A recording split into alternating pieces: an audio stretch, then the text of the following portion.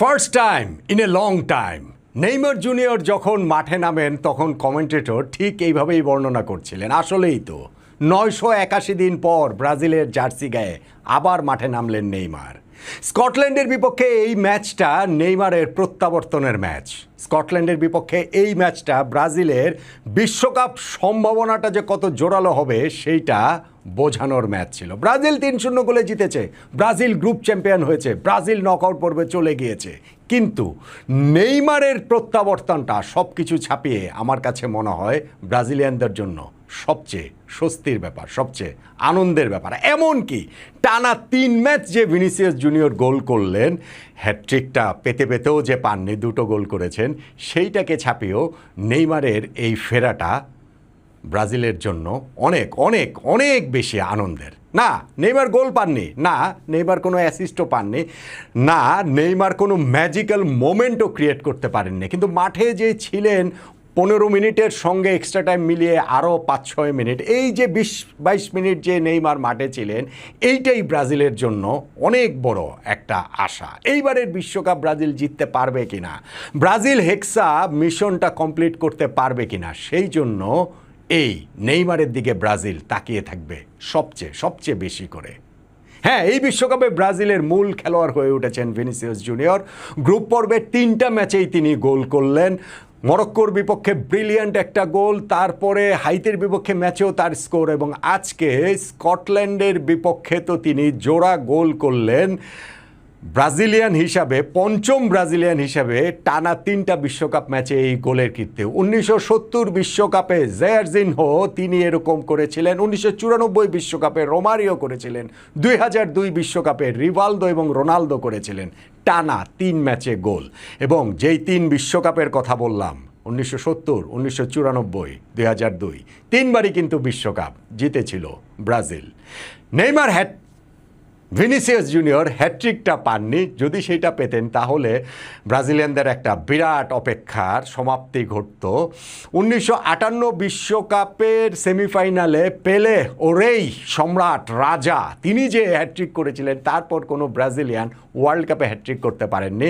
ভিনির সামনে আজকে সেই সুযোগটা ছিল, সুযোগটা কাজে লাগাতে তিনি পারেননি। বেশ কিছু সুযোগ পেয়েছিলেন অবশ্য, তবে যেই 2টা গোল দিয়েছেন সেইটা কিন্তু ব্রাজিলের কিংবদন্তি সব নাম্বার 9 যাদের কথা আমি বললাম তাদের কথা মনে করিয়ে দেয়। ব্রাজিল ম্যাচের শুরুতে এগিয়ে গিয়েছে 7ম মিনিটে, এবং সেই গোলটাতে রায়ান, যিনি এই ম্যাচে খেলছেন রাফিনিয়ার জায়গায়, রাফিনিয়া ইনজুরির কারণে ছিটকে গেছেন, রাউন্ড অফ 16-এর আগে খেলতে পারবেন না, ওয়ার্ল্ড কাপে আদৌ খেলতে পারেন কিনা কে জানে। কিন্তু আজকের ম্যাচটাতে রায়ান দেখিয়েছেন যে 19 বছর বয়সেও বিশ্বকাপের মতো মঞ্চে এসে কিভাবে স্টেপ আপ করা যায়, কিভাবে রাফিনিয়ার মতো ফুটবলারের জুতোতে পা গলানো যায়, এবং খুব ভালো একটা ম্যাচ তিনিও খেলেছেন। এবং 7 মিনিটের কথা বলছিলাম যে স্কটল্যান্ড ডিফেন্ডারের কাছ থেকে বলটা স্ন্যাচ করে নিয়ে তিনি ভিনিসিয়াস জুনিয়রকে বলটা বাড়িয়েছিলেন, এবং বাকি কাজটা অ্যাপারেন্টলি খুব সহজ মনে হয়েছে, অত সহজ তো আসলে ছিল না। কম্পোজারটা দেখিয়েছেন ভিনিসিয়াস, এবং তিনি ওই স্কটল্যান্ড কিপারকে বিট করে শুরুতেই ব্রাজিলকে এগিয়ে নিয়েছেন।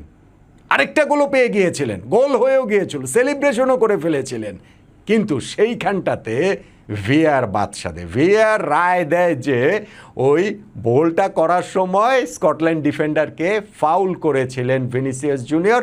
তবে সেই ফার্স্ট হাফ শেষ হওয়ার আগেই দ্বিতীয় গোলটাও তিনি আসলে পেয়ে গেলেন, এবং সেইটাও আসলে আরও একটা নাম্বার 9-এর গোল।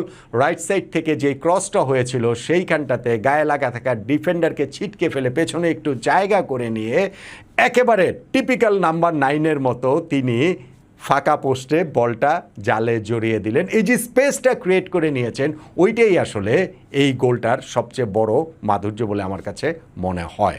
হ্যাঁ, সেকেন্ড হাফের শুরুতে ভিনিসিয়াস আরেকটা চান্স পেয়ে গিয়েছিলেন, একটু পায়ের টোকাতে গোলকিপারকে বিট করতে চেয়েছিলেন স্কটল্যান্ড গোলকিপার, সেইটা তিনি পারেন নাই। তবে ব্রাজিল থার্ড গোলটা পেয়ে যায় যখন ম্যাথিয়াস কুনিয়া এই ম্যাচটাতে টানা দ্বিতীয় ম্যাচে, আগের ম্যাচেও তিনি 2 গোল করেছিলেন, এই ম্যাচেও তিনি গোলটা করলেন এবং সেই জায়গাটাতে আসলে ব্রুনো গিমেরেশের রোলটা খুবই গুরুত্বপূর্ণ ছিল। তিনি ওই যে স্কটল্যান্ড ডিফেন্সের ওই মাঝখানের জটলার মধ্যে থেকে বলটা যেভাবে ক্লোজ কন্ট্রোলে রেখে রাইট সাইডে বলটা বাড়িয়েছেন, বাকি কাজটুকু ম্যাথিয়াস কুনিয়া করে দিয়েছেন। কিন্তু এই সব কিছু ছাপিয়ে গেছে নেইমারের প্রত্যাবর্তন। ওইটার জন্য সবার অপেক্ষা ছিল কত দিন পর আবার নেইমারকে ব্রাজিলের জার্সি গায়ে মাঠে দেখা যাবে, কতদিন পর। সেই যে 2023 সালের 17ই অক্টোবর উরুগুয়ের বিপক্ষে বিশ্বকাপ বাছাই পর্বের ম্যাচ খেলতে গিয়ে ইনজুরিতে পড়লেন, এসিএল ইনজুরি হলো তার। এরপর থেকে তো নেইমার নিজেকে হারিয়ে খুঁজছেন, বিশ্বকাপটা খেলতে পারবেন কোনো নিশ্চয়তা ছিল না। ফাইনালি যখন বিশ্বকাপ দলে চান্স পেলেন তিনি, তাকে কার্লো অ্যানচেলোত্তি রাখলেন। প্রথম 2টা ম্যাচ ইনজুরির কারণে খেলতে পারেননি।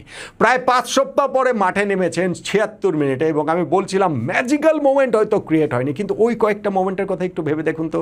ওই যে নেইমার যে কর্নারটা করেছিলেন, যেইখানে গ্যাব্রিয়েলের বাপায়ের ভলিটা স্কটল্যান্ড ডিফেন্ডারের গায়ে লেগেছে, তা না হলে নেইমারের অ্যাসিস্টটা হয়ে যায়। ওই মোমেন্টের কথা মনে করে দেখুন যে নিজেদের অর্ধ থেকে ফার্স্ট টাইম যে পাসটা তিনি ভিনিসিয়াস জুনিয়রকে বাড়িয়েছিলেন লেফট সাইডে, ওই চ্যানেলটা ধরে ভিনিসিয়াস এগিয়ে কয়েক স্টেপ গিয়ে তিনি রাইট সাইডে যদি বলটা ঠেলতে পারতেন, মানে মিডলে যেইখানে 2 জন প্লেয়ার ছিলেন, ভিনিসিয়াস ওইটা পারেননি। পারলে ওই অ্যাটাকের ইনিশিয়েটটা যে নেইমার করেছেন সেইটার একটা দুর্দান্ত সমাপ্তি হতো। কিংবা ভিনির সঙ্গে আরও যে তার 1-2 কয়েকটা সিচুয়েশন, কিংবা ধরেন একেবারে 90তম মিনিটে ফার্স্টবারে নেইমার যে স্ন্যাপশটটা নিয়েছিলেন, সেখানে অবশ্য একেবারে সরাসরি গোলকিপারের কাছেই চলে গিয়েছিল, শর্টস অন টার্গেট ওই জিনিসটা ছিল আর কি। সো নেইমার এই ম্যাচটাতে গোল পান নাই, ঠিক আছে, অ্যাসিস্টও করে নাই, ঠিক আছে, ম্যাজিক্যাল মোমেন্টও ক্রিয়েট করে নাই, ঠিক আছে, কিন্তু নাম্বার 10-এ ব্রাজিলের এই নেইমারকে লাগবেই লাগবে যদি তাদের বিশ্বকাপ জিততে হয়।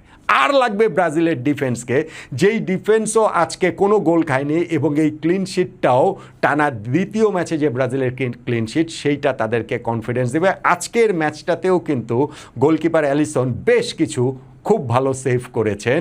ব্রাজিলকে যদি বহুদূর যেতে হয় তাহলে এই যে টানা 2 ম্যাচে ক্লিন শিট, সেইটাও অনেক বেশি আত্মবিশ্বাস দেবে। ব্রাজিল গ্রুপ পর্বে 3 ম্যাচের মধ্যে প্রথমটা মরক্কোর সঙ্গে ড্র করেছিল, তারপর টানা 2টা জয়। মরক্কো প্রথম ম্যাচে ড্র করেছিল ব্রাজিলের সঙ্গে, তারপরে 2টা জিতেছে। আজকেও একই সময় শুরু হওয়া ম্যাচটাতে হাইতির বিপক্ষে তারা 4-2 গোলে জিতেছে। ব্রাজিল এবং মরক্কো 2টা দলেরই পয়েন্ট সমান 7 এবং 2টা দলের হেড টু হেড, যেহেতু 2টা দলের ড্র করেছে, head to head, goal difference, head to হেডের ওগুলো তো সব সমান। গোল ডিফারেন্সের জায়গাটায় ব্রাজিল এগিয়ে গেছে +6 এবং মরক্কো হচ্ছে গিয়ে +3, যেই কারণে ব্রাজিল গ্রুপ চ্যাম্পিয়ন হয়েছে। 1982 বিশ্বকাপ থেকে টানা 12টা বিশ্বকাপে ব্রাজিল এই নিয়ে গ্রুপ চ্যাম্পিয়ন হিসেবে নকআউট পর্বে উঠল। গ্রুপ চ্যাম্পিয়ন হওয়াটা ব্রাজিলের জন্য সমস্যা না, সমস্যা যেটা সাম্প্রতিক সময়ে দেখা যাচ্ছে সেটা হচ্ছে টুর্নামেন্টের লেটার স্টেজগুলোতে সর্বশেষ 5 বিশ্বকাপ যে ব্রাজিল জিতছে না, তার মধ্যে 4টাতেই কোয়ার্টার ফাইনাল থেকে ব্রাজিলের বিদায় হয়ে গিয়েছে। এইবার কোয়ার্টার ফাইনালে পৌঁছতে হলে আরও 2টা অধ্যায় রয়েছে, আরও 2টা ধাপ রয়েছে, রাউন্ড অফ 32, রাউন্ড অফ 16। কিন্তু শুধু ওগুলো পেরিয়ে কোয়ার্টার ফাইনালে নিশ্চয়ই ব্রাজিলের চোখ না।